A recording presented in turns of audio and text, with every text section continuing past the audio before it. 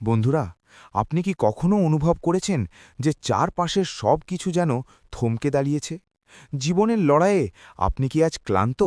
মনে হচ্ছে কি আপনি একলা? যদি আপনার উত্তর হ্যাঁ হয়, তবে আজকের এই ভিডিওটি আপনার জীবনের মোড় ঘুরিয়ে দিতে পারে। আমরা সবাই আশীর্বাদ খুঁজি, কিন্তু জানি কি সেই পরমেশ্বর মহাদেব আসলে কিসে খুশি হন? আমরা ভাবি পাহাড় প্রমাণ আয়োজন আর জাঁকজমক করলেই হয়তো তিনি ধরা দেবেন, কিন্তু সত্যিটা একেবারে আলাদা। আজকের এই আধ্যাত্মিক যাত্রায় আমি আপনাদের এমন ৫টি অতি সহজ কিন্তু শক্তিশালী উপায়ের কথা বলবো, যা মহাদেবের আশীর্বাদকে সরাসরি আপনার জীবনে টেনে আনবে। ভিডিওটি শেষ পর্যন্ত দেখুন, কারণ শেষের কথাগুলো আপনার জীবনের শ্রেষ্ঠ শিক্ষা হতে চলেছে। মহাদেব শব্দের অর্থই হল দেবের দেব। তিনি আদি, তিনি অন্ত, তিনি ভোলে বাবা, অর্থাৎ যাকে খুব সহজেই সন্তুষ্ট করা যায়। আপনি কি জানেন কেন তাকে মহাদেব বলা হয়? কারণ তিনি কোনো বৈষম্য করেন না। তার কাছে রাজা আর ফকির, দেবতা আর দানব সবাই সমান। তার আশীর্বাদ পেতে গেলে আপনাকে কোনো মন্দির বা তীর্থে কয়েক বছর কাটাতে হবে না। শুধু প্রয়োজন একটি সঠিক মনস্তত্ত্বের। প্রথম যে উপায়ের কথা আমি বলবো, তা হল সমর্পণ। আমরা যখন শিবলিঙ্গে জল ঢালি, আমরা আসলে কি করি? আমরা কেবল একটি প্রথা পালন করি, কিন্তু এর পেছনের রহস্য হল নিজের অহংকারকে বিসর্জন দেওয়া। আপনি যখন ভাববেন যে আপনার কাছে থাকা সামান্য জলটুকুও মহাদেবের দেওয়া, তখন আপনার মনের ভার হালকা হয়ে যাবে।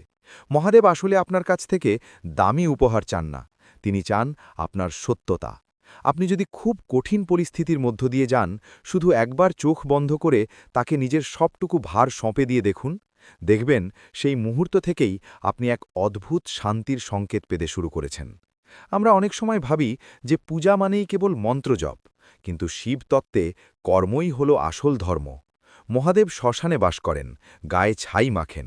এটির একটি বিশেষ শিক্ষা আছে।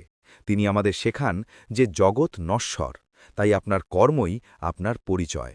আপনি যদি আপনার দায়িত্বগুলো সততার সাথে পালন করেন, তবে জানবেন আপনি মহাদেবের সবচেয়ে কাছের ভক্ত। অন্যের সেবা করা, অসহায় মানুষের পাশে দাঁড়ানো, এগুলোই হল শিবের আসল পূজা। আপনি যখন কাউকে সাহায্য করেন, তখন স্বয়ং মহাদেব আপনার উপর আশীর্বাদ বর্ষণ করেন। মনে রাখবেন, মহাদেব কেবল মন্দিরে, পাথরে নেই, তিনি প্রতিটি জীবন্ত প্রাণীর স্পন্দনে আছেন। অনেক সময় আমরা প্রার্থনা করি, কিন্তু আমাদের মনে সন্দেহ থাকে যে তিনি কি শুনছেন। মহাদেব ভক্তদের ধৈর্যের পরীক্ষা নেন। নীলকণ্ঠ মহাদেব বিষ পান করেছিলেন যাতে জগৎ রক্ষা পায়। আমাদের জীবনেও যখন কষ্টের বিষ এসে পৌঁছায়, আমাদের বিচলিত হলে চলবে না। বিশ্বাস রাখতে হবে যে তিনি আমাদের হাত ধরে আছেন। শুদ্ধতা মানে কেবল স্নান করা নয়, শুদ্ধতা মানে মনের কুচিন্তা দূর করা। আপনি যখন পরনিন্দা বা পরচর্চা থেকে দূরে থাকবেন, তখন আপনার হৃদয়ে মহাদেবের জন্য সিংহাসন তৈরি হবে। সেই সিংহাসনে যখন তিনি বসবেন, তখন আপনার প্রতিটি বাধা আপনি নিজেই টপকাতে পারবেন। মহাদেবকে কেন ভোলে বাবা বলা হয়? কারণ তিনি ছলনা বোঝেন না। আপনি যদি খুব সাধারণভাবে তার সামনে গিয়ে দাঁড়ান এবং নিজের মনের সব কথা প্রকাশ করেন, তিনি তাতেই খুশি। এর জন্য আপনার কোনো কঠিন সংস্কৃত শ্লোকের প্রয়োজন নেই। আপনার চোখের জলই তার কাছে সবচেয়ে দামি অর্ঘ্য। আপনি যদি আপনার দুঃখের কথা তাকে বন্ধুর মতো বলতে পারেন, তবে জানবেন আপনি আশীর্বাদ পাওয়ার যোগ্য হয়ে উঠেছেন। যারা সরল মনে তাকে ডাকেন, মহাদেব তাদের জন্য সব সময় প্রস্তুত থাকেন। জীবনে যখন কোনো পথ খুঁজে পাবেন না, তখন শুধু তাকে একবার মন থেকে ডাকুন। দেখবেন কোনো না কোনোভাবে রাস্তা আপনার সামনে খুলে যাবে।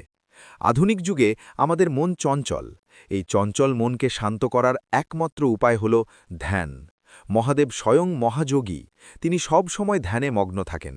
আপনি যদি দিনে মাত্র ৫ মিনিটও মহাদেবের কথা স্মরণ করে শান্ত হয়ে বসেন, তবে আপনার ভেতরের শক্তি জেগে উঠবে। ওম নমঃ শিবায়, এই মহামন্ত্রটি কেবল শব্দ নয়, এটি একটি মহাজাগতিক কম্পন। এই কম্পন যখন আপনার শরীর ও মনে প্রবাহিত হয়, তখন নেতিবাচক চিন্তাগুলো পুড়ে ছাই হয়ে যায়। শিবের আশীর্বাদ পাওয়ার সবচেয়ে বড় উপায় হল নিজের ভেতরে তাকে অনুভব করা। আপনি যখন নিজের আত্মার সাথে পরিচিত হবেন, তখন বুঝবেন যে মহাদেব দূরে কোথাও নেই, তিনি আপনার মধ্যেই বিরাজ করছেন। বন্ধুরা, জীবন সবসময় সহজ হবে না। ঝড় আসবে, তুফান আসবে, কিন্তু মনে রাখবেন আপনি সেই পরম পিতার সন্তান, যিনি সমস্ত শক্তির আধার। শিব মানেই কল্যাণ। তাই আপনার জীবনে যাই ঘটুক না কেন, তা মঙ্গলের জন্যই ঘটছে। বিশ্বাস হারাবেন না। আপনি যদি আজকের এই কথাগুলো নিজের জীবনে প্রয়োগ করতে পারেন তবে দেখবেন অলৌকিকভাবে আপনার ভাগ্য বদলেতে শুরু করেছে। মহাদেব কোনোদিন কাউকে খালি হাতে ফেরান না। আপনি কি আজ থেকে এই নিয়মগুলো মানতে শুরু করবেন? কমেন্টে হর হর মহাদেব লিখে আপনার সংকল্প প্রকাশ করুন। মনে রাখবেন, শূন্য থেকে শুরু করলেও কোনো ক্ষতি নেই, কারণ মহাদেব নিজেই তো শূন্য, আবার তিনিই অনন্ত। ভালো থাকুন, সুস্থ থাকুন এবং মহাদেবের আশীর্বাদে নিজের জীবনকে ধন্য করুন। হর হর মহাদেব। ধন্যবাদ।